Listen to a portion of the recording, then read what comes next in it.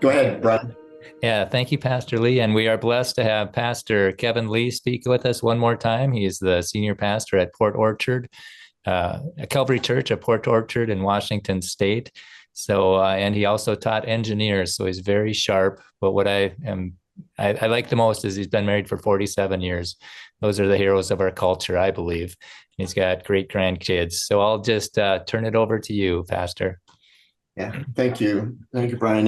It was nuclear engineering degreed people coming in.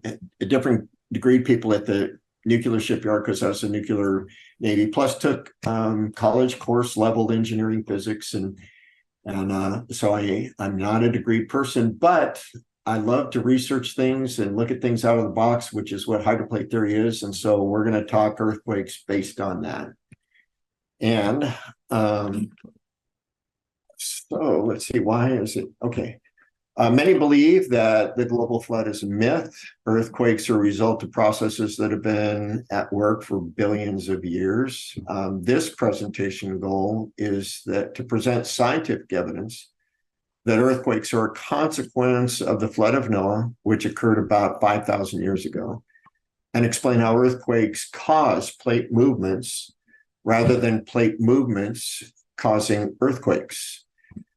And that's key. I mean, basically, hey, these plates are moving and they cause earthquakes. No, the earthquakes create magma, and magma movement creates earthquakes. And so earthquakes and volcanoes are really related. And I had a seismologist tell me once when I was telling him you guys should be looking at that volcano erupting off the coast of Washington and Oregon. And he says, well, that's for volcanologists. And from a hydroplate theory perspective, volcanologists and seismologists should be in the same room together. And we'll explain why that's the case as we go through here.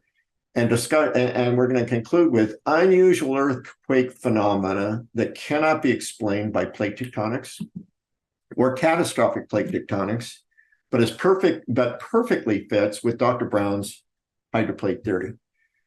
And I'm going to posit the consequences of the global flood 5,000 years ago are still at work preparing the world for a judgment by fire in the last days, including a global runaway earthquake that the Bible talks about. I'm going to demonstrate something I haven't ever done before, how to help you to use the USGS earthquake map to do your own research on past earthquakes. And this has been a very helpful tool to me to just get facts straight. And you can research any earthquake in the past, how many earthquakes in the last year, the last 10 years, and you can do all kinds of things that I'll show the audience how to do. So earthquakes. What we find out every time there's an earthquake is there's news articles like this. Violence of tremors stuns experts. They didn't expect at Christchurch an earthquake that caused massive ground acceleration far greater than what they expected for a 5 to 6 quake. And you'll see things like the size of Japan's quake surprises seismologists. It was one of the top 10, the what I call the Fukushima earthquake in 2011, 8.9 magnitude, top 10 ever, occurred on an irregular fault line where a smaller trembler would be expected by catastrophic plate or plate tectonic people. They go, how could this little irregular fault area create such a massive quake?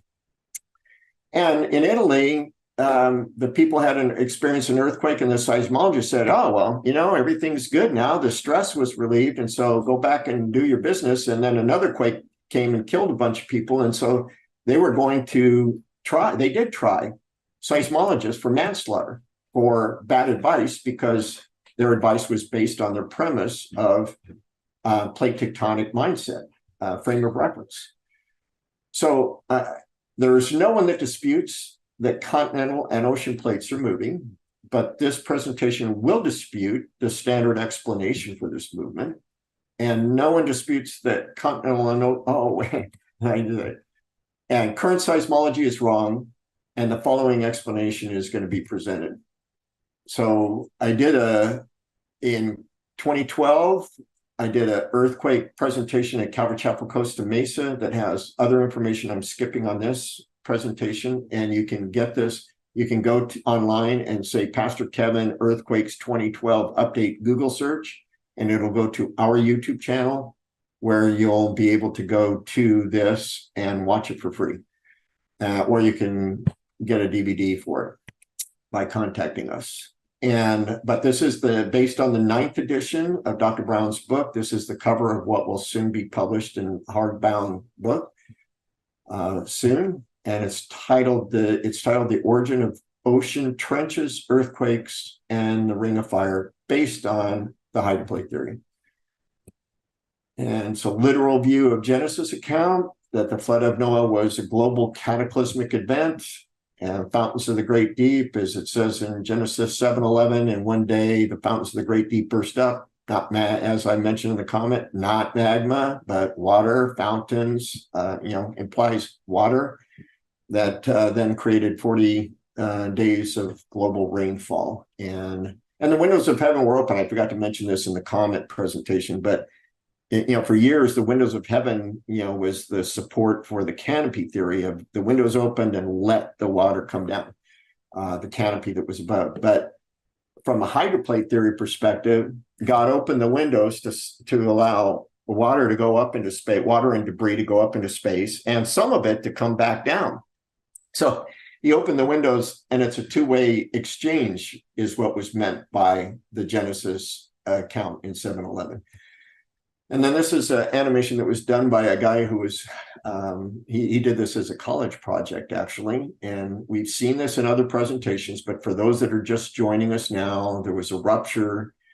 The crack got wide enough for the mantle to pop up into the crack and cause, I got to go back up to the mantle pops up into the differential pressure area left by the eroded crust. And the plate starts to skid along, and then it's on water. It's on very slick water of supercritical, and then that is indicative that rising there, for the purposes of this discussion, would be symbolic of the Pacific ridge that was rising after the Atlantic ridge started the movement. So the movement started by the broken continent, moving away from the Atlantic ridge towards the west for America, and then it runs over. Many people believe we're sitting here on the West Coast on top of what was the rising ridge where the crack was in the Pacific area. And you'll also notice that then it settles down, and it even shows in this animation water under the what became mountains and the ridge area there. And when you have certain volcanic eruptions, you have pyroclastic flow. I mean, where supercritical water is getting up to the surface and pyroclastically explodes the top of the mountain off, just like Mount St. Helens here on the West Coast. And there has been continuity studies done near the plateaus and mountain ranges. And what they have determined scientifically is there's trapped underneath mountain ranges brackish aqueous solution.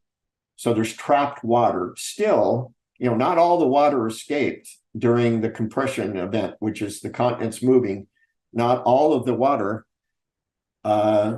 was moved away. So then the ocean basins opened up and the water went away. So Dr. Walt Brown theory postulates that the 46,000-mile ridge, which are in red there, formed as a result of Noah's flood. We spent a lot of time talking about this previous discussions. And so the Atlantic ridge rose first, causing the North America, what has now become the North American plate after the entire plate of the whole Earth was broken up by the ridge, and it moves to the west, and Africa and Europe move to the east. And that's shown by this slide as well. And you can notice that this is exactly what would happen if the mantle bowed up into this area because it lost all the weight of the crust, that you would see these axial rifts because it's bowed up. So it's going to crack in tension axially. And then because it's starting from one place and then ripping up, going like north and south here on the Atlantic Ridge, you would also have these rifts that are going to be perpendicular to the axis. And that's exactly what we see. We see something that is, from an engineering standpoint, is perfectly explainable by the bowing up ridge rather than seafloor spreading that the CPT people want to advocate. So it's all moving towards the Pacific. The continent's moved and crashed towards the Pacific, where 90% of the earthquakes are located. And the hydroplate theory posits that there was also crust. The Pacific plate is not visible. So we still have the North American plate, the South American plate that broke off from what was a solid plate all around the world, the European, the Asian, and African plates. But we also say that the Pacific plate collapsed as a result of the rising Atlantic plate. We'll talk about that. And there was a plate here off of South America, we believe. There was a part of the Pacific plate was here and here.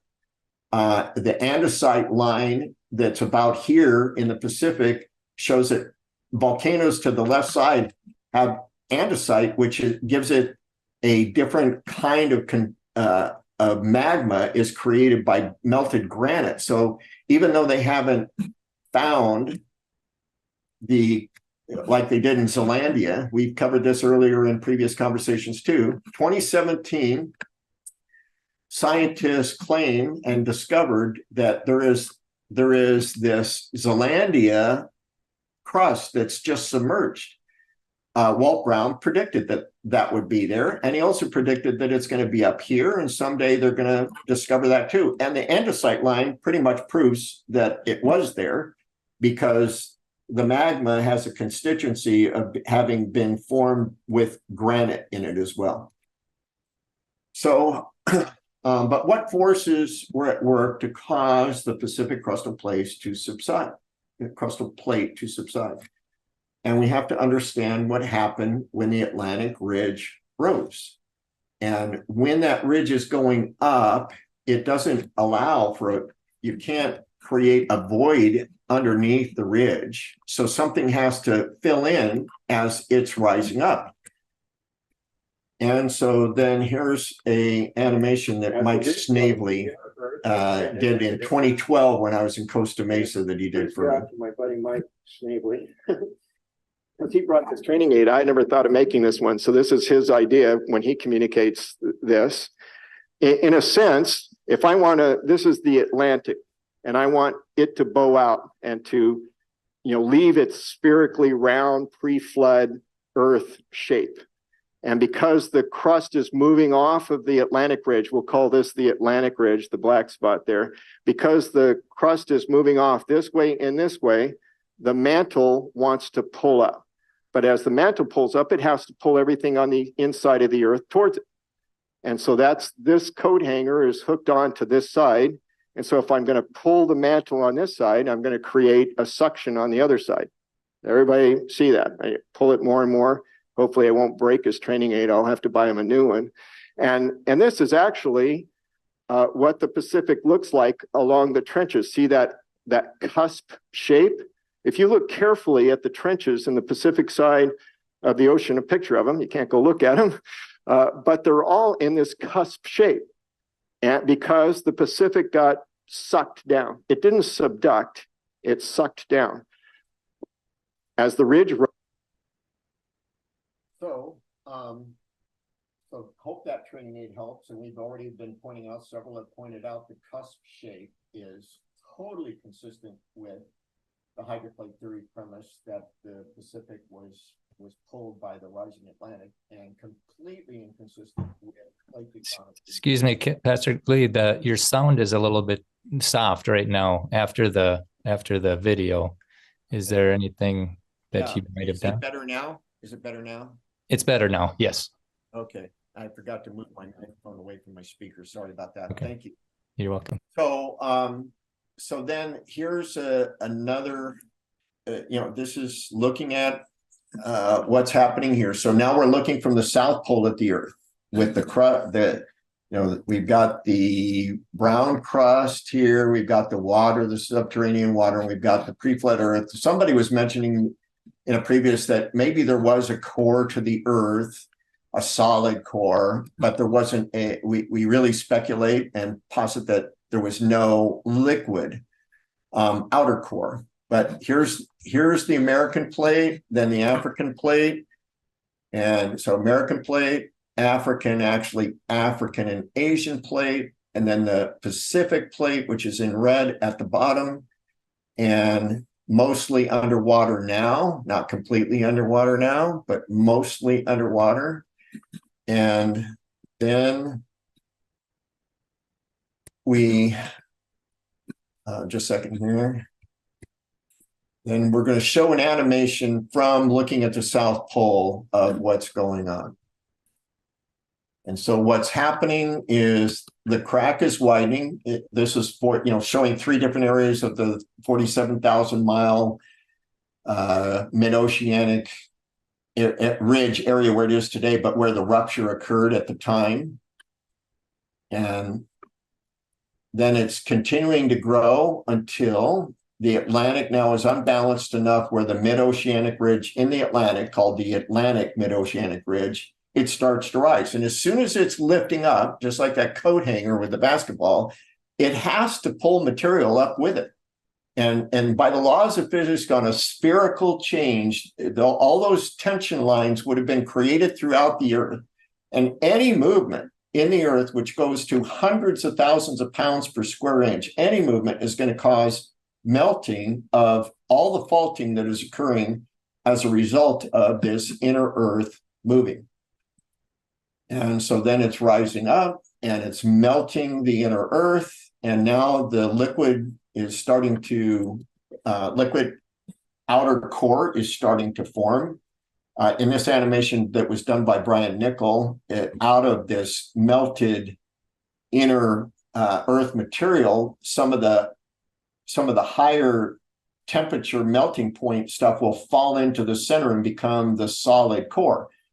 So I'm going to stick with what Brian and others have animated here, that out of this melt came high melting temperature materials that fell into the center of the Earth and became the solid core surrounded by the liquid core. And I want to point out right here, as Brian is showing, that oops. I want to point out right here. Oh, I can't do it. The animation won't let me point out that. See the Benioff zones and the bottom in the Pacific. As that plate comes down, you have this red line to the right at the bottom. And those are Benioff zones where you're going to have faulting through the mantle all the way to the liquid outer core. And you're going to have all this faulting along the bottom, all this faulting in here, creating all these faults all the way to the liquid core. And this Benioff zone right here, as the Earth is shrinking. So this dotted line here is the original radius of the Earth, or original circumference of the Earth. And this is demonstrating the 180 miles. That little gap there is 180 miles of shrunken Earth.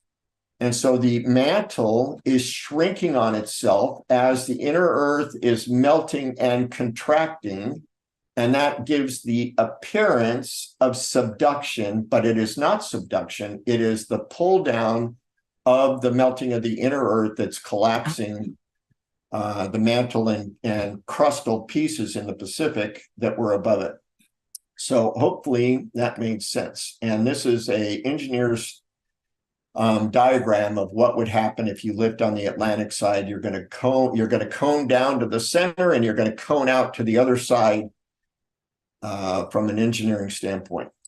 And so viewed from the North Pole, you're going to see that Dr. Brown has calculated that the shrinking of the inner Earth after less than 1% of the melt had occurred, because when the inner Earth melts, it becomes more dense, less volume. And 1% of that total melt that's attributed to what is now the liquid outer core, the volume of the liquid outer core, if 1% of that melt had happened, the Pacific plate would have dropped 10 miles by the decreasing volume of the inner Earth would have dropped the plate 10 miles. And so because it was having to drop more like 30 miles, just a few percent more, and you've got 30 miles. So, and much mass inside the Earth was moving towards the Atlantic, and you have these arrows here in the bottom right that are showing how mass is wanting to move and slowly shifting towards the Pacific. The Pacific plate and mantle under it are faulted, melted, subsided towards the core, and is now under the ocean. And once again, it's not magic. If you crush a sphere in a sucking motion in one place, you're going to get cusping and breaking, and just like you have in the Pacific. Evidence that this happened in the Pacific because you have 40,000 volcanoes in that area where the crust would have been sucked down and put down below the magma and below the water of the Pacific Ocean. And it would have fractured into millions of blocks and melted. Then the melted magma going up through fault lines would have created this massive concentration of mile-high plus volcanoes. Here is the red circle is around the exact center of the trenches, which is exactly opposite the mid-Atlantic ridge. And that's what you would expect with what the hydroplate theory postulates. So slow motion is shifting towards the Pacific today. It is a fact that land masses and mantle are moving towards the Pacific. And we know that by the increasing amount of GPS coordinates that are being constantly monitored. And some people said that they could, I don't know how good you can see this, but this red is the tip of the feather of the arrow. And then it's going this way to the black. The black end is the point of the arrow. And so the length of the arrow is how much it's moved. And so a shorter length arrow is monitoring less movement than a long arrow. And so the actual plate movements based on GPS are consistent with Dr. Brown's hydroplate theory, and you might look carefully and see that there's some exceptions, which I'm going to talk about. But the actual plate movements are not consistent with conventional plate tectonic or catastrophic plate tectonic theory. And so why does the mantle shift today towards this region? We're going to be looking at what's happening right here, and it's all based on a most important discovery by the Japanese that as pressure increases, as you go deeper and deeper into the Earth, you have what's called a crossover point. People have talked about it earlier. That recent discoveries about changes in rock density deep inside the Earth answer the question about why is movement happening, because current ideas about plate tectonics are obsolete and untenable as a result of this. And Fred Williams did a very great job of basically proving with crossover depth, plate tectonics, catastrophic plate tectonics is not possible. And this was the research paper done in 2006 by the Japanese. And so I'm going to do a demonstration that Fred alluded to in his discussion earlier today. And I did it again in California. When I was in California in 2012, presenting this at Calvary Chapel, Costa Mesa, Rob Yardley actually had some glass pipe, and I used that glass pipe to make this demonstration, which I will now. We're going to look at what have you happens watch. to rock when it changes from solid to liquid, going the other way. And we're going to do a demonstration. Where's Jeff? Where's my buddy Jeff? He's yesterday Rob and I were talking. I go, can I use Jeff to be Vanessa White? And he goes, he's going to be my probably not. Jeff, you're going to do this. It was kind of funny because I have a hard time communicating this aspect because it's a little bit foreign to our way of thinking, especially for those that didn't like science when they were going to school. because you have to really have a grasp of density and volume to understand what I'm going to be saying for the next few minutes.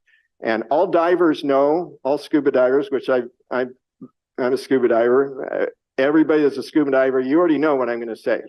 All of you that's ever been a submarine sailor, you're going to know what we're talking about, how density affects your buoyancy.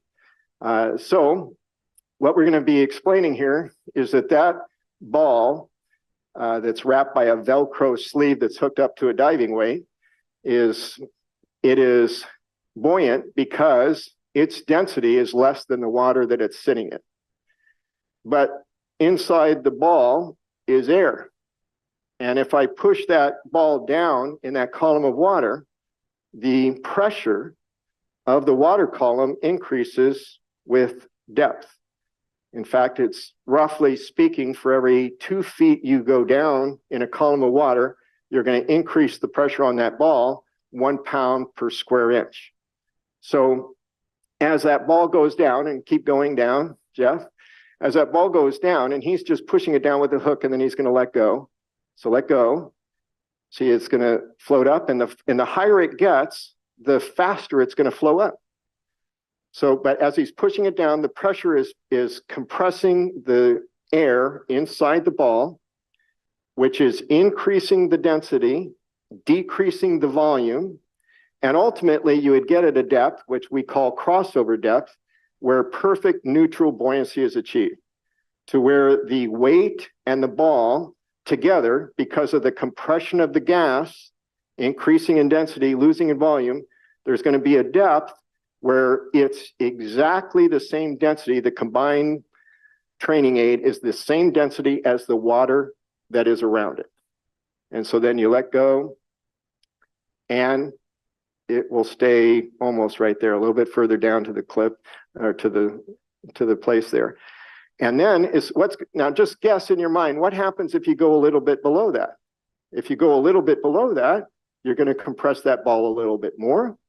And now the density of the ball and weight are going to actually be combined more than the water surrounding it. The volume will decrease a little bit more, and pretty soon it's going to sink to the bottom. So we'll let it, and the further down it goes, the faster it goes. Does everybody see that? Okay, now, thanks, Jeff. That is really important. This is so critically important. This is not hydroplate theory information here. This is what they know about the inner Earth they do know density because of sound wave traveling and stuff. But here's the density of rock that's not melted at the depth right at the interface between mantle and core, liquid outer core. So when a rock that's solid melts, it goes from 5.527, and I'm not going to worry about the units, to a density almost double. Right here, as soon as that rock melts, it shrinks in volume by a half and becomes twice as dense. Now and then when you're up higher, close to crossover depth at 220 miles instead of 1,800 miles, it's going to be not that much of a compression. And so as melted rock, magma, falls down through a fault, it gets more and more dense to the point where it is now twice as dense as the rock around it when it's going down through the bottom of the mantle. And it cannot float up. And I guess we could have watched that column of water with my ball at the bottom, and we could have said, well, now it's going to come up to the top and go back down to the bottom and go down. That's what plate tectonics says. No, that ball is going to stay down at the bottom unless there's a miracle done. So here is the key from a hydroplate theory understanding, which is based on magma causing going up and down at the crossover depth. Everything above the crossover depth, it's wanting to go up. And here's another Brian Nickel animation. And so now, as soon as there's been an earthquake, and I'll go back again.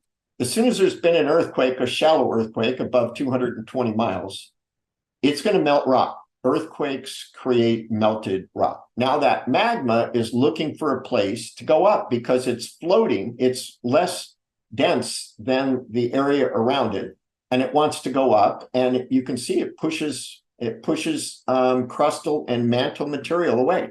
That's going to create other earthquakes. And those earthquakes are going to keep on going until you all of a sudden you have a volcano, because now it gets up to the top. And then you can see those lines. Look at those lines. They're going from, it's a very little motion, but it's laterally moving towards that fault because you had volume of magma going up. And so then something has to move into that area. And so you have lateral movement. That's what's causing the continental plates and mantle underneath them to move. And so there's volcanoes that are going up to where we see them in the news, and there's volcanoes going down, which we can't see because we don't live in the liquid core. And this is something that's very important too, and it's you might miss it in the animation. But as that ball of magma goes down towards the liquid core, it has to have some place to go. Right now, that liquid core is one big solid sphere of liquid magma that's sitting underneath the mantle. So that magma that's wanting to fall down, it can't go into, you'll see that it makes the liquid core bigger. You'll see that the liquid core moves up because it just got some more. But what it's doing in moving up is it has to push on the mantle above it. So because that magma that wants to get to the bottom has to push something up in order to fall into the liquid core. But overall, the density is increasing and the volume is decreasing, which is why the earth is shrinking every time there's a major earthquake. So here's another Brian Nickel animation that helps to make this clear as well. So there's huge flood basalts on the Pacific floor that were a result that caused 40,000 seamounts, and you have the volume out. So all that magma is volume out. But whenever there's something that's going out into these volcanic cores on the ocean floor that are there today, something had to come in. You can't just create a void by that magma going out. And again, you have these bend-off zones, these fault lines of the suck down Pacific plate because of the rising Atlantic. So you have volume out and you have volume out going down. And there's a lot more volume out going down than up when you have a deep earthquake and it's going into the outer core. So you have volume out has to create volume in. You can't get away from it. Something has to move into those areas where the magma is escaping either onto the Earth's surface or into the liquid core, because it's below the crossover depth. Moving plates don't cause earthquakes. Earthquakes create magma, which above the crossover depth flows up to volcanoes, and below the crossover depth flows down to the outer core, causing the plates to shift. And this all explains it. Where was the Pacific pulled down? I mean, where was the crust pulled down as a rising Atlantic ridge? It was here in the Pacific. Where are all these arrows going to? Into the mass deficiency of the fact that it was pulled down and the mass went into the core. And so there's a mantle mass deficiency because everything is sucking down that way. Actual plate movements are not consistent with conventional plate tectonic theory. And here's an example, just one of many examples. Here you have this area right here of mid-oceanic ridge that has three different directions that it wants to go. So you by plate tectonics, you would say that this ridge here in the inside of this black circle would want to have motion go this way, and you would have motion go this way, and you would have motion go this way. But we see that all the motion is still headed to the Pacific, which is consistent with hydroplate theory, not consistent with plate tectonic theory. Earthquakes are faulting and occurring in the mantle and crust are collapsing on a smaller and smaller inner Earth. This gives the appearance of subducting plates, but they are not subducting as evolutionists and CPT advocates describe. And here's a look at the, cutout of the Earth, and you have the crossover depth. You have the mantle, it goes down to 1,800 miles deep, and you have the liquid outer core and the inner core of the Earth. And here's another animation from Brian Nichol. And I'm going to say that this is what Brian and I need to fix. And hopefully he'll agree when we get all done with this and have Q&A. But so there's faulting that causes melting. And once again, you have magma wanting to go up, magma wanting to go down. And what we're going to talk about that's different than what I thought about before is that there's two things that don't want magma to go down normally.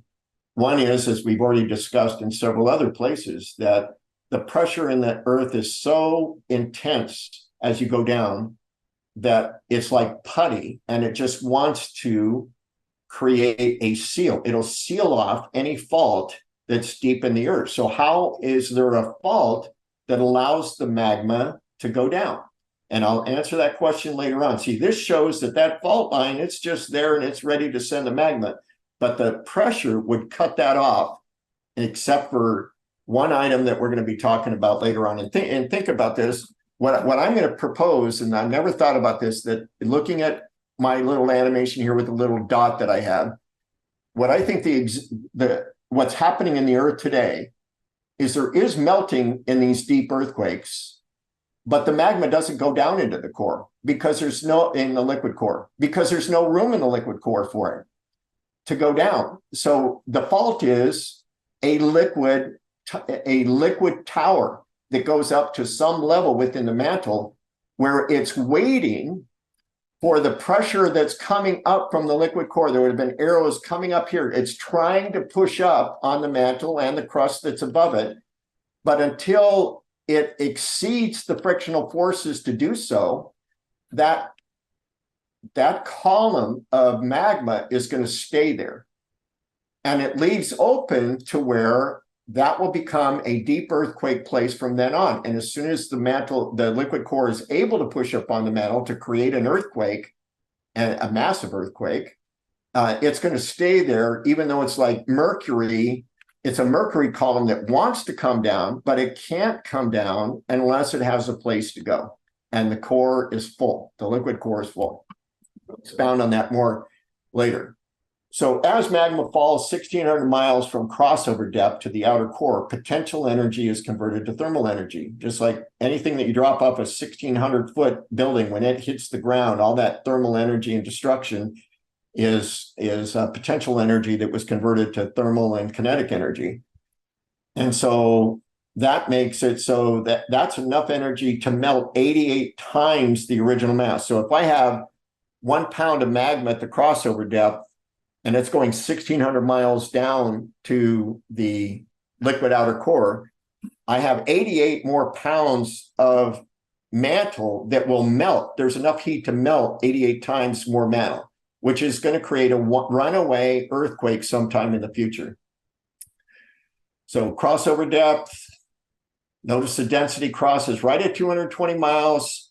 The density of rock at 220 miles, when it's solid and converts to magma, melts, it does not change in density. It stays right there, just like my ball in the demonstration stays right in the middle. That's why there's not as many earthquakes at 220 miles. This is the number of earthquakes based on depth. So, and it's just like what our demonstration, as magma is here, an earthquake causes magma at 200 miles, then it's going to go up. And what does it do when it's going up? It wants to increase in volume. So it's going to create more and more and more earthquakes as it's going up. And the same thing going down until you get to a point where the mantle is just putty and you're not going to get any breaking of mantle and therefore earthquakes. So Below the crossover depth, pressure is so extreme that rock will decrease in volume. Just again, looking at this line, this is it's on the density line for solid rock, and it will become liquid rock when it melts, and its volume decreases, its density increases. Therefore, magma cannot ascend from depths below 220 miles. It can only go down. And that's different than conventional theory. And so what's happening to magma? Again, earthquakes, magma's wanting to go down. Magma above the crossover depth is wanting to go up. And decreasing volume is undermining the foundation of the mantle and crust above the melt. This is why the Earth is still shrinking, as evidenced by shortening of days after major earthquakes. All major earthquakes are detectable now to actually speed up the rotation of the Earth. As we talked earlier during Q&A, the Moon-Earth relationship, because of tidal action, the Earth is losing its rotational speed by increasing the orbital speed of the moon, causing the moon to get further and further away from the Earth every year. But earthquakes speed up the Earth because mass is coming closer to the center. And here's proof: Japan earthquake shortened days, increases Earth's wobble. The 9 magnitude in Japan, back then, last Friday, was powerful enough to shorten Earth's day, increase, because the speed of the Earth sped up by 1.8 microseconds, and it threw the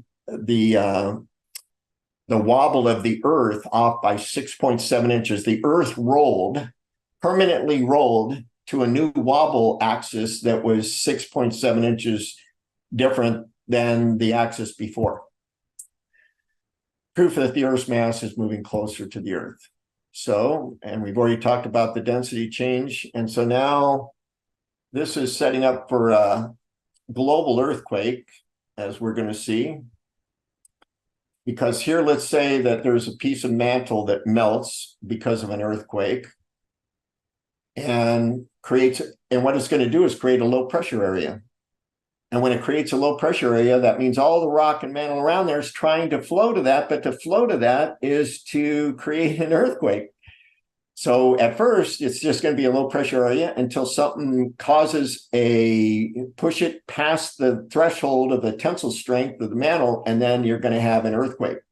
And when that happens, so then it's going to cause an earthquake as mantle material moves, and then that's going to cause more melting. That more melting is going to create a low pressure area, which is going to create another earthquake and another low pressure area. When a severe enough melting occurs deep in the Earth to start this chain reaction, the result will be a cataclysmic global earthquake that would be as earth-changing as the Bible describes. So the Earth is set up for a global runaway earthquake. And here is a demonstration, another Brian Nickel animation that talks about this. And in this animation, Brian does show more clearly how the mantle and crust is pushed up as a result of the liquid core growing because of magma ultimately reaching the liquid core, adding to its volume, which requires it to push up on the mantle. So look carefully what's going on here. As the magma is going down, it's getting bigger. The ball of magma is getting bigger, and it's heating up 1,800 times. It's heating up the area around, and it falls into the liquid outer core, wanting the liquid outer core to push up. And this pushing up is not just there. It's all over the world. This is why a deep earthquake's releasing of magma to the inner core, or to the outer core, can cause an earthquake anywhere in the world. That pressure is pushing under every single square mile of the mantle that's above it all over the globe. And wherever the weakest place is, it's going to cause an uplifting of that mantle / crust above it. So then you see that the crust caused, the mantle pushed up because of the increasing volume, but then there's also the melting of all the other material around the mantle. And so you see that now all that other melting that occurred because 1,800 times. And so then because the volume is decreasing of the melting rock, you're going to have the mantle and crust come down. So the overall effect is the earth is always concentrating more and more mass to the center, but there might be earthquakes, and they've noticed this, that actually push land mass up, even though the overall mass of the earth is getting closer to the center of the earth. Now watch that, because all that volume decreased that caused that to come down, again, there has to be lateral movement to that area. So the arrows, the yellow arrows are showing if volume decreased in this area, you have to have mantle movement into that area. And we see that in the animation that Brian Nickel developed here. So what does the Bible teach about earthquakes? Does it say there's going to be a global earthquake? No record of earthquakes before the flood of Noah. They have been in our past since the flood of Noah. Future earthquakes, they will be in various places, according to Jesus. For nation will rise against nation, kingdom against kingdom. There will be famines, pestilence, pandemics, and earthquakes in various places. Meaning, and that various places implies where they're not normally located.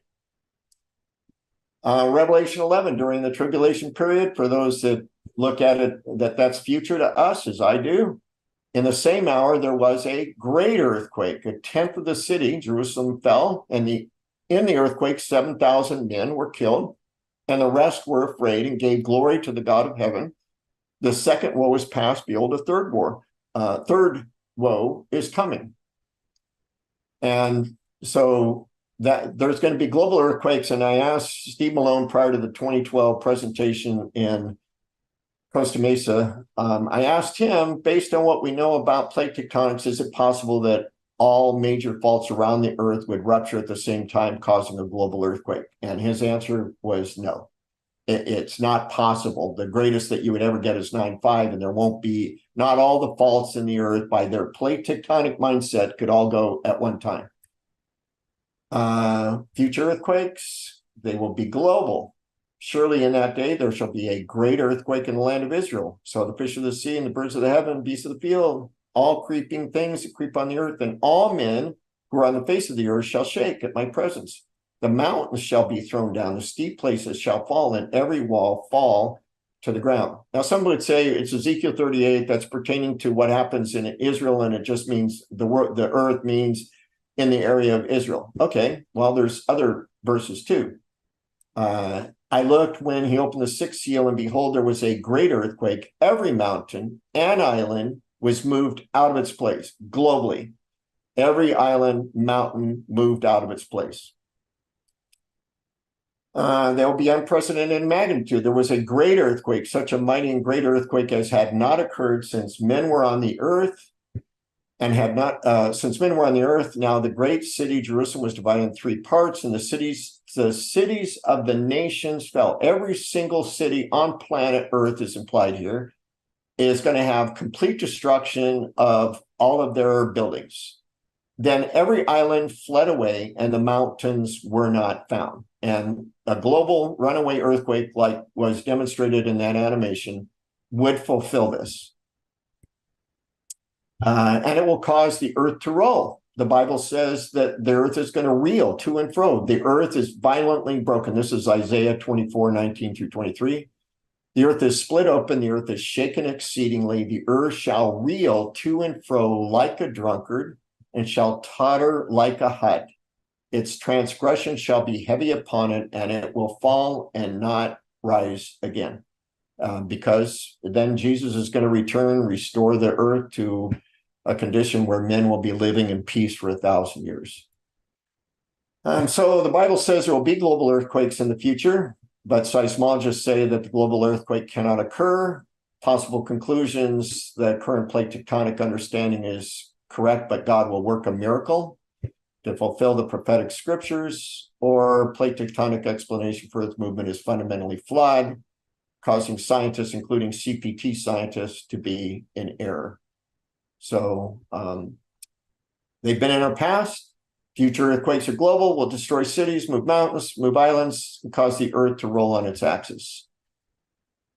And so now let's say, okay, well, there are many deep earthquakes. So how bad are we being set up for a runaway global earthquake? Well, if there were no deep earthquakes, we would say none. There's not a problem. But there are a lot of deep earthquakes below the crossover depth. And we can tell, and doing so creates a undermining the mantle, which I use as this sinkhole picture. In a way, that's what's happening. Obviously this land was undermined by water or something below it, and all of a sudden the land just dropped. The mantle is being undermined by every deep earthquake, is setting up for a low pressure area that is causing the desire or the stresses to try and move to that low pressure area to create an undermining of the mantle. So I've been plotting using USGS website deep earthquakes since 2000, and here's a bar graph. There's been some noticeable, if you put a line across that, you'd see some notable increase, but I'm doing it for when it's going to get really increasing, which I believe it's going to. And so here is, and this is what I want to do to teach everybody. Well, this is, and I know you can't see it very good, but right here, and where I have my little red dot, right here, and right here, every year for all these years I've been monitoring, that's where deep earthquakes occur. Nowhere else on the planet, except every once in a while you get a deep planet over here in South America. Extremely rare that they're found in other places. And I think this is very significant. The deep earthquakes are only in this area. This is also where we know the Pacific plate crashed down, and it would have done massive melting along the edges of this plate as it broke away from the Asian plate. And so there were in 2022, there was 285 earthquakes that were deeper than 220 miles, greater than 4.5 magnitude. And I'm going to teach you how to query earthquake data. So you can do your, I'm hoping that there can be a bunch of extra earthquake query people that can come up with something that might make sense. And so here you go to, you just Google on USGS earthquake map. And when you click on the link to that, then you'll get this map. It comes up with this map. And go to, and this is the actual, what the address, the URL address for it is. And when you do, you get this map. And so what you do when you get that map is you click on this little setup icon, and that pulls down this whole thing. And then you're going to search earthquake catalog. So then you click on that search earthquake catalog down on the bottom right. And then you select custom magnitude, time, and location. So what's the magnitude you want to query for? You just either put 2.5, 4.5, or you tell it what you want. Then you do a date and time. This one, I have it between January 1st, 2022 at 0:100 to December 31st, 2022. This is what I did to get how many earthquakes there were in 2022 that were greater than 220 miles. And then where? I said I want the whole world. I want to query the whole world.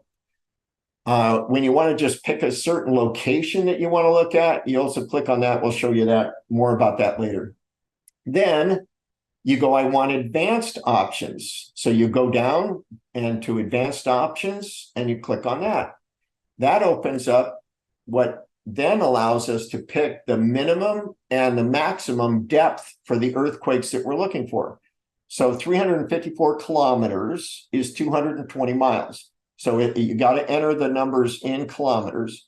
So I said between 354 and 1,000 kilometers is what I put in for the query, because you're not going to get any earthquakes at 1,000. So I want to get everything that's deep. And then you click on search at the bottom left. And when you do that, you then get this screen which has it defaults to the newest earthquake first. And you can see, again, these are all the earthquakes that were greater than 220 miles in 2020.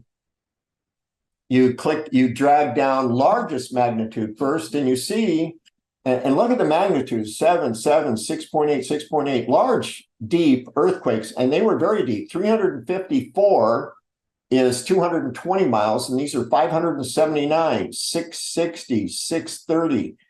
So the highest magnitude earthquakes are very deep earthquakes. And they're all mostly concentrated right here in this area of Fiji. That's where almost all the quakes, a large percentage.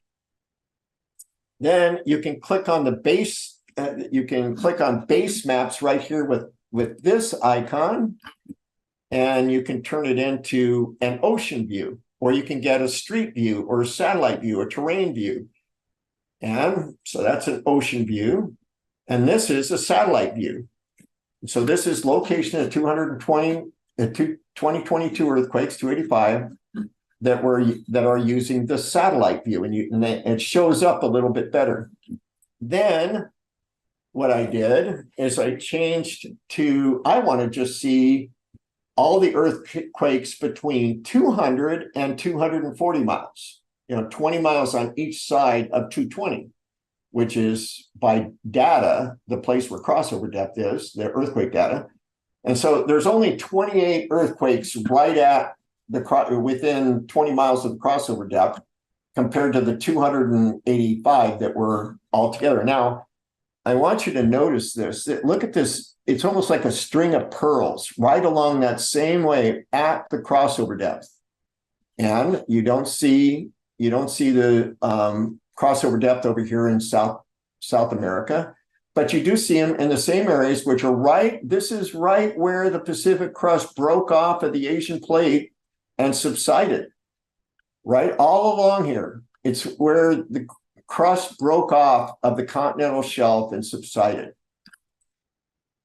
And I suspect that this is what I think is new, is that it's in this area that there is a pipe open that is all the way to the liquid core, where the magma is piled up in the pipe looking for some place on the earth to have a vertical lifting of the mantle so that it can empty out. And so when there are accumulation of earthquakes around the earth that cause the mantle to get to the point where there's an uplift of the mantle by the flow that allows the liquid outer core to push up on the mantle that is having to adjust its volume into the area of earthquakes and loss of material because of volcanoes on the surface and volcanoes below the 220, then all of a sudden some magma is going to release, which is going to create an earthquake on its way to the liquid outer core. That's just, again, it's recent speculation on my part. And it would be really good if somebody like Dr. Baumgartner would take a look at that. And maybe this even explains some of the seismic wave data. It's concentrating in this area. This area, there's something going on right here, mostly right here, that is causing deep earthquakes. And this is a bigger blow up picture of that to show that string of pearls along that area. So today, the plate movement is towards the Pacific, which is deficient of mass. But look at these areas. See, these arrows are going to the mass deficiency in the Pacific, and these are going to mass. But now we have these arrows that are going towards South Africa. You have South America. These arrows you have going into the area where you have deep earthquakes. Deep earthquakes are magma going down towards the liquid outer core, creating movement of mantle that is wanting to go to there instead of the center of the trenches, like the other arrows are headed to. So that shows that something significant is happening in that area. So now we'll shift from there to earthquakes with unusual phenomena that are explained by the hydroplate theory. Basically, as we've already pointed out, when major earthquakes happen, the seismologists go, wow, how did that happen? How did that? Oh, we found a new fault. Oh, a new fault, oh, a fault we didn't know existed. Denali earthquake on November 3rd, 2002, up in Alaska. We're going to talk about that. The Indian Ocean earthquake, called the Sumatra earthquake or the Banda Aceh earthquake on, well, it was Christmas Day for us. It was December 26th for them. Japanese earthquake of March 11th, 2011. And here, the Alaskan earthquake up in Denali affected our area here in Seattle. And this was a nightly news presentation on that day of how Lake Union here in Seattle had, it shook like somebody took the lake and just shook it up and messed with houseboats that were moored to the land.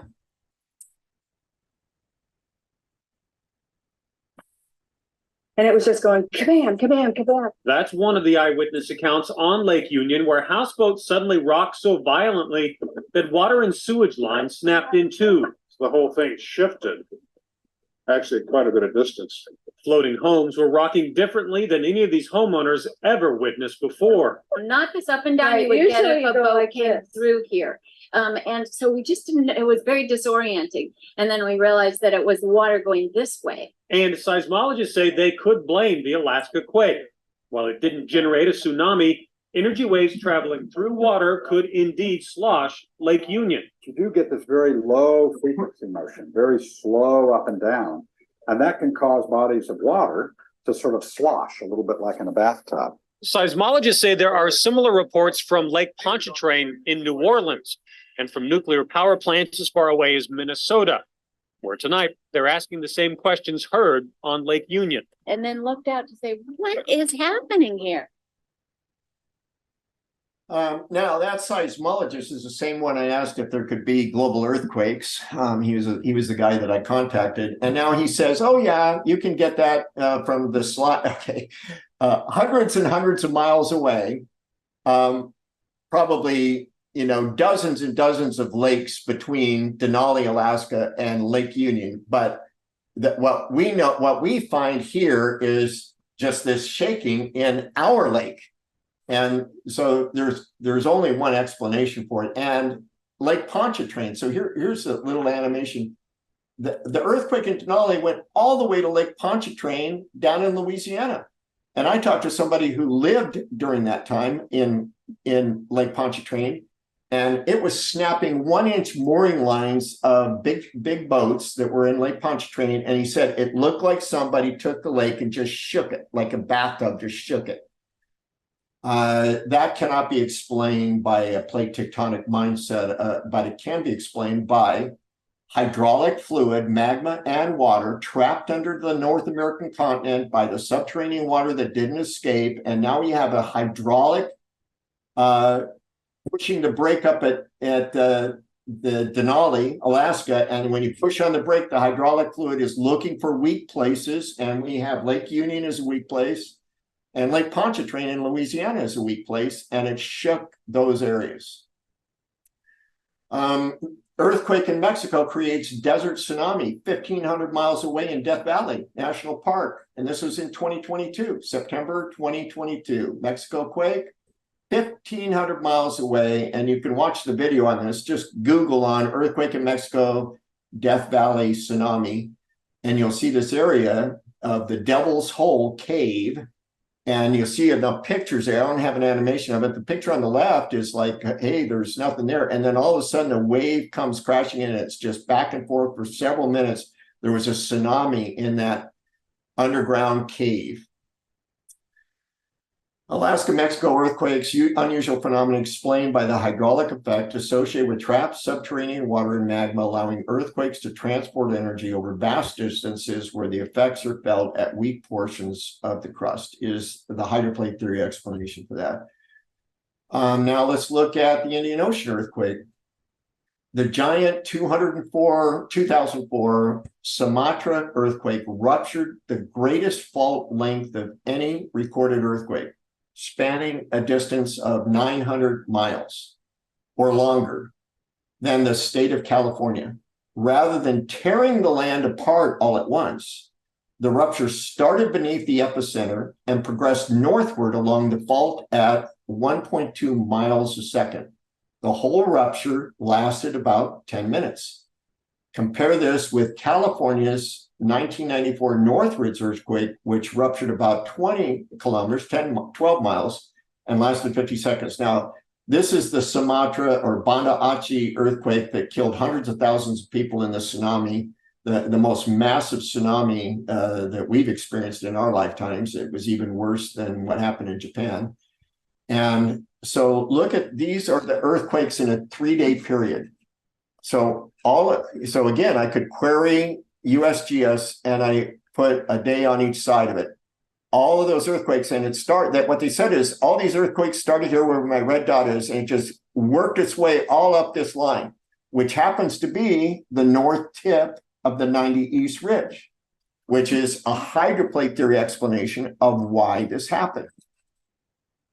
So again, here's the north end of the 90 East Ridge right here, that my little cursor arrow there.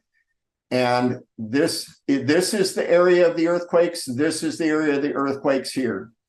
And so what's happened, the 90 East Ridge is when the earth rolled during the compression event and the change of mass.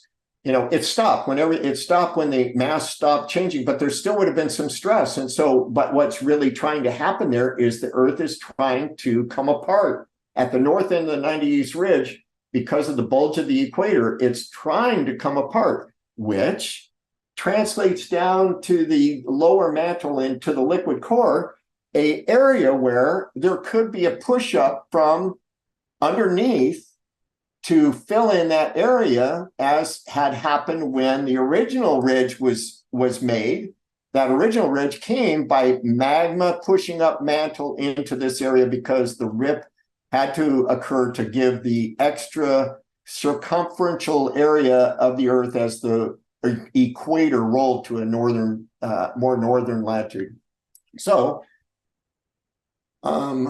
you got to see Brian Nichols' YouTube presentation on the earth roll to fully explain if you didn't understand what I was saying there. So, and I'm going to skip the bowling ball routine. It's been showed before, but the earth will roll. If there is a change in mass on the earth is going to roll. Mass distribution, it's going to roll. And so here was a news item about this and basically I should say it happened on a Saturday night, because the last thing I did was check the USGS map that day, because I was doing it daily because they didn't used to have this query feature. And I just went, whoa, I couldn't believe. I go, oh, the 90 East Ridge just ripped open. And I knew right then, I knew that night, and I talked to Walt Brown, the next day. It was Sunday morning after the Sunday morning service, talked to Walt Brown about it. By then, I knew that the tsunami had occurred. I actually kicked myself for not even thinking that there would be a massive tsunami, because I knew the ridge rose up because of where it was located. And then several months later, they came, science showed that that's exactly what happened. December 2004. Their combined expertise has successfully pieced together the evidence from the bottom of the ocean. They've ruled out giant underwater landslides, and in a scientific first, observed uplift on the ocean floor of almost 40 feet. This has changed everybody. I had no idea that we would actually see these really big displacements in the ditch. I thought we might see some faulting and maybe some rubble, but I had no idea that we'd see these big displacements. So it was fabulous. We measured ranges of displacement, sometimes 3 meters to 12 at one point. And we know that this displacement happened in many locations all along the margin. And it started further south, and then like a zipper, it just opened up all the way up the northern coast.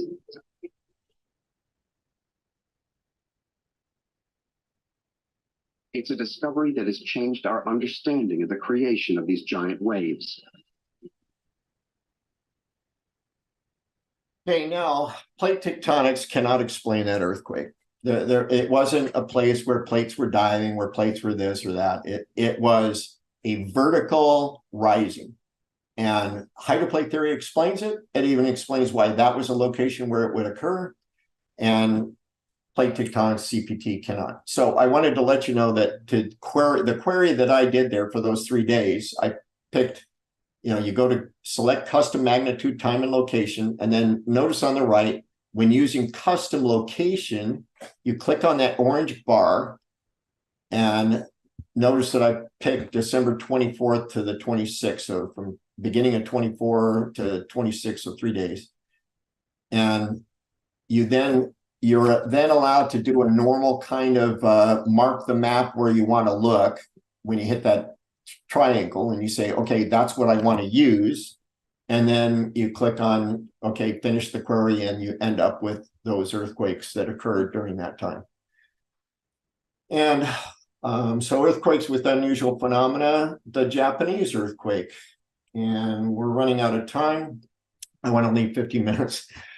So I covered this in that DVD that you can watch. You can watch it online from our YouTube channel at our church, Earthquakes 2012 update. But magnitude 9 earthquake struck Japan, and it sped up the earth 1.8 microseconds, threw it off 6.7, like we said. Isaiah's prophecy implies there's going to be greater ones like that. Some of Japan moved 18 feet towards the epicenter off the coast, applying the hydroplate theory, including how earthquakes can be predicted. There was a focus of the earthquake down in the mantle. It was deep enough to be in the mantle. There was earthquakes days before, and it was just like bam, bam, bam, bam, bam, earthquake after earthquake, to the point where one of our sound guys, Dan Moe, on a Wednesday night service, he was doing sound. I came in, he goes, Kevin, did you see what's going on off the coast of Japan? There's just earthquake on top of earthquake. Something big's going to happen. So Dan Moe predicted the Fukushima earthquake based on hydroplate theory awareness. So magma is flowing up, and see, here's a prediction of earthquakes. When you see earthquakes in the ocean or any place that is increasing thermal, this is thermal imaging days. See, this is when the earthquake occurred, but all of a sudden they saw this by ocean temperatures, and so that is one indication that we've got an ongoing volcano stuff going on. And volcanoes create earthquakes. Volcanoes are magma being released. If magma is being released, then that means wherever it's coming from becomes a low pressure area. And that means that something can move into that low pressure area, and it could be violent enough to be an earthquake. So that's what happened. And the melting is occurring, creating a scaffolding condition where the lower melting temperature stuff is becoming magma, and then it all collapsed. The magma just got pushed out through the fault line, and everything collapsed, creating magma shooting up underneath the crust, which bowed the crust up, which we'll cover later, and the stress building up. This is something they also noticed in Fukushima. This is also a production technique that is causing people to send the Chinese just sent up another satellite to do this, to check for ionosphere perturbations. And so there's a stressing of the granite, creating that piezoelectric effect that others have talked about. John Baumgartner says it's impossible for the granite to create electrical charges. I haven't heard him recant that, but he should, because it's now common knowledge that earthquake lights and massive currents are developed in the crust during earthquakes. And so it created a charge in the granite crust, which perturbed the ionosphere to create electrons to concentrate, and it was picked up by satellites. So, and that was before the earthquake actually happened. So there was two reasons they should have thought there's something about to break. And rare earthquake lights, 6.8 earthquake in Morocco. This is September 20th, 2023. So 3 days ago, this article came out that when Morocco had that earthquake that killed several people, there was earthquake lights associated with electrical currents being generated in the crust. And 2,900 people died. And then this is how the tsunami occurred. So when there was the collapse of the area that had been melted and causing volcanoes to form on the ocean floor, when it collapsed, it pushed up the magma underneath the crust and lifted up the land, creating the tsunami. The Japanese quake lifted up the seabed 16 stories, largest recorded, giant slip, and spawned the earthquake. And then Japan moved into that area where magma had been displaced, and that's why it stretched 18 feet in some places. Summary: earthquakes are not caused by thermal convective currents in the mantle. They are caused by the mantle moving towards the trenches and by expanding and contracting magma. These forces started as a result of the flood. Deep earthquakes are setting us up for the big one. And we're going to see more of this in the future. This is a whole building that just toppled because of a horizontal movement of the crust, which meant the horizontal movement of the mantle underneath it, as a result of going into areas where magma had created a low pressure area. And evolutionary plate tectonics theory, as well as CPT, are inconsistent with Bible and science. Dr. Brown's hydroplate theory explanation is consistent with the Bible narrative of the flood prophecy. It is scientifically sound. The Bible warns us in the last days people would mock the global flood and coming judgment. As a result, they have believed the evolutionary lie and cannot understand that the Grand Canyon and earthquakes are consequences of past judgment. Even worse, many have rejected Jesus as their savior, following in the paths of those who rejected Noah's warnings before the flood. And God did not spare the ancient world, but saved Noah, 2 Peter 2:5, one of 8 people, a preacher of righteousness, bringing in the flood on the world of the ungodly. He preached for 120 years to a mocking population, and then the flood occurred. Only Noah and those who were with him in the ark remained alive. And and the heavens and the earth, which are now preserved by the same word, are reserved for fire until the day of judgment and perdition of ungodly men. And the hydroplate theory would predict that when we do get more runaway situations, when that number of deep earthquakes increases, and therefore the pressure builds all over the globe for wanting to put stresses on fault lines and break mantle and crust above, there's going to be massive volcanic eruptions that are occurring, massive earthquakes, and that's what God says. And it's all a result of the flood. So the judgment of the flood of Noah 5,000 years ago is now reserved. God says they're reserved. The consequences are waiting to be unleashed in the future, to be a judgment by fire upon the global kingdom of the Antichrist and those that hate God during the tribulation period. And right now we can avoid all that by getting on the ark today, which is Jesus. And I really want to just end with this because it's our whole session is ending, that everything that the Bible has said about creation, about the flood, about the history of the Jews, it's all being validated by facts that we know. It testifies of the fact of the divine authorship through inspired prophets and apostles, that there is a true God. He knows the future, and he so loved us, he sent Jesus to die on the cross for our sins. And we reject that to our own hurt. And most people do reject it, as Jesus prophesied. He said, wide is the way that leads to destruction. But as in the days of Noah, he left the door open on the ark for all who would come in. And he said he desires that all would repent, all would come to salvation in Jesus. And I hope that if there's somebody out there that's just interested in the science enough to come and join us, but you don't know Jesus, it isn't any good. As I was talking to somebody earlier, the people that crucified Jesus, the Jews and the Jewish leaders, they were young earth creationists.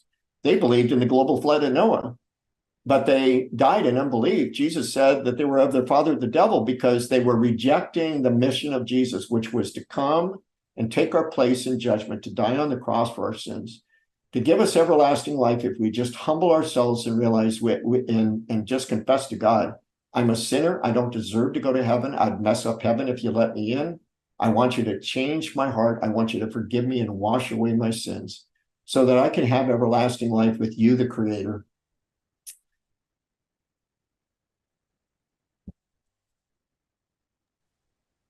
Amen.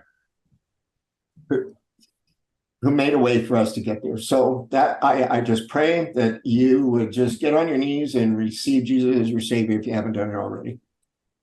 So any questions with 7 minutes left? Amen. Thank you so much, Pastor Lee. What a tremendous blessing. I do like how you tied it back to the Bible and ended with the most important message, because that's what matters in 100 years. A lot of stuff we waste a lot of time on stuff that doesn't matter, and you brought it right to the forefront. And so thank you very much for that. There was a question about the Discover video that you showed, the Discover episode. Do you know where you could find that, or the name?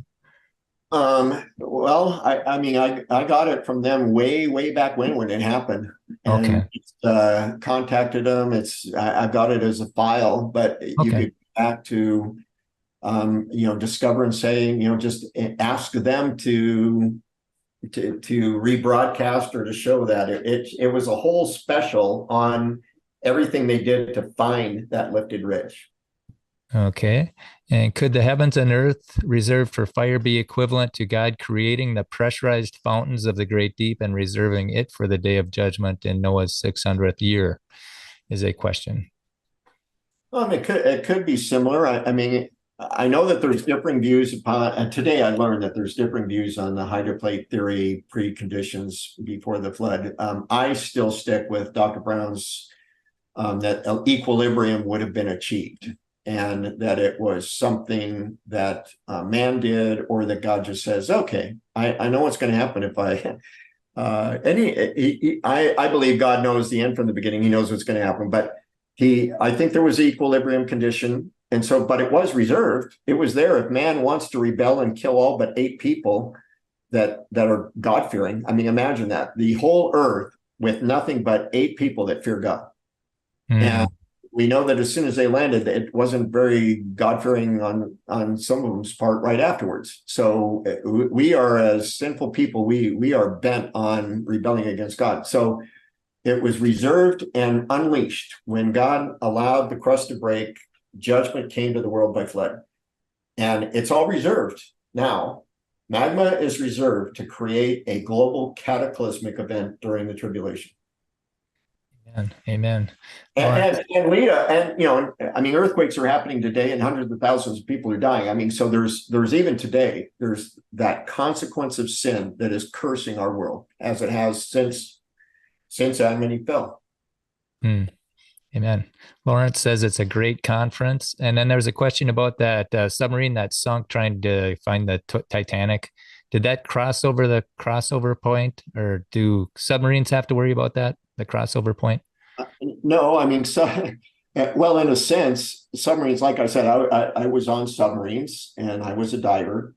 And the thing is, you want your density to be neutral or buoyant. Because as soon as it becomes, as soon as your buoyancy, your density becomes greater than the ocean that you're keeping out of your people tube, then you're gonna die. You're gonna sink down. So the problem was their hull breached, and now the water came in. So now they don't have an air. They don't have. So all of a sudden they became extremely dense. They became just as dense as the water plus the weight of the submarine, and so they went rapidly to the bottom. Thank you. But it wasn't a crossover depth issue. It's that they lost their hull integrity. So when you were in the ocean, when you were, how deep would you be when you'd be in that situation when you were in the Navy? On a submarine, Yeah. we're not supposed to tell. Oh, okay. All right. Okay, that's good. If the magma under 200 or 220 miles can't get up, you have a sort of black hole effect where nothing can get out. It only goes on. But surely there are other forces that keep a black hole from forming. Isn't downward pressure offset by extra heat or something? I don't know what he means by black hole. So I think he means that it goes in and nothing can come out, is what I think he means. Read it one more time. If the magma under 220 can't go up, you have a sort of black hole effect where nothing can get out. It only goes in. But surely there are other forces that keep a black hole from forming. Isn't downward pressure offset? And this is a little complicated to get your mind around. But so let's say you're at 230 miles. So you're just below the crossover depth. Yep. So there's an earthquake at that level. So rock is going to melt. And it wants to decrease in volume because now when it melted, it wants to become more dense. But it can't immediately because it can't just create a void. So what it really does is it creates a low pressure area that puts it back at 220 miles.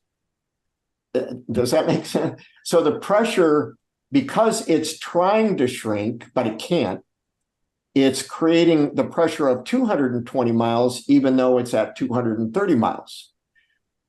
Does that make sense? If I see you nodding. Okay. And so then so that's why I said it doesn't truly shrink to the volume it wants to based on the curve. It creates a low pressure area. So now at 230 miles, all the mantle but around that sees a lower pressure than the pressure is under at that place. So it wants to push in to that magma to allow it to go to the density it wants to, but that's creating mantle movement. Okay. I could share my screen and kind of have a graphic up there that shows what Kevin's describing if you want, Kevin. Yeah, real quickly, we've got a couple minutes. And while he's doing that, there's a question. The new evidence for oceans in the earth, water bound in mantle rock, alters our view of Earth's composition. Use seismic waves to find magma generated at the base of the transition zone around 410 miles deep. Does this affect the HPT? They found water bound in mantle rock is what they. As Fred Williams did such a wonderful job in his two presentations that being able to use seismic waves or anything else to determine what's inside the earth is extremely difficult. It's like you can't even use it. And the deep drilling project in Russia proved that. The deep drilling, Russia's analysis of their deep drilling project of 7 miles was you geophysics people with your sound waves told us that we were going to find this and this and this, and you were wrong. Multiple situations, and I think Ellen deals with that in her book as well. So that's the video that I showed, Brian. Go ahead and do it again. Oh yeah, I don't think I'll play it or anything, but this just describes that it wouldn't form a black hole. It's that the volume that comes in is what comes in from the adjacent to where the fracture is, and that's what's causing the mantle as a whole to slowly, inch by inch, move toward the Western Pacific. It's like it's collapsing toward that cavity that is being created by magma either rising up above the crossover depth and blanketing the Pacific floor, or it's traveling down toward the core. And so whatever volume loss in that particular area that's heavily fractured, whatever that is, it's all moving toward that region of Earth. That's why the data, that NASA data that Kevin showed, is all pointing in that direction. Okay, thank you. Does the HPT have an explanation for the long lifespans before the flood? did something the atmosphere get ejected with, which affected lifespans post flood?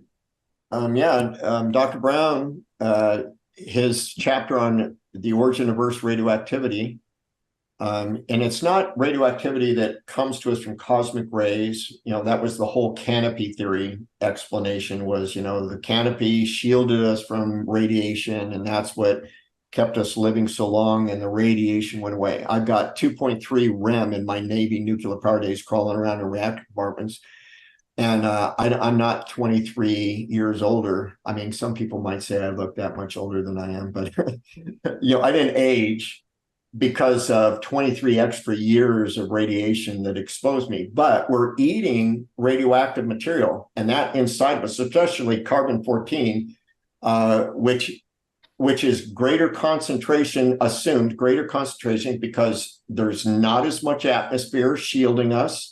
And there was a lot more carbon at the time, so it would have been a lower percentage. Plus, at creation, we had access to the tree of life. And what God said is, we got to get man away from the tree of life, or he's going to be able to eat forever. And so the decreasing days after the flood of Noah showed that, I think, and so does Dr. Brown, that the increased radioactivity that was created at the flood entered into our food chain, especially carbon-14, where my body wants to use carbon-14, but all of a sudden it turns into nitrogen, and that does cell damage and can mess with DNA, and wherever else your body is using carbon, it can create, it just lowers the longevity of human beings. Okay, thank you. I think I'm going to thank the people for attending this. We will still keep hanging out afterwards. Last night we hung out for like an hour, and there's a bunch of people with it. But I would like to thank everybody for attending this first Hydroplate in the history of the Hydroplate conference in the history of the world. I think this is a historic event. I think this is a seed that is going to start a scientific revolution.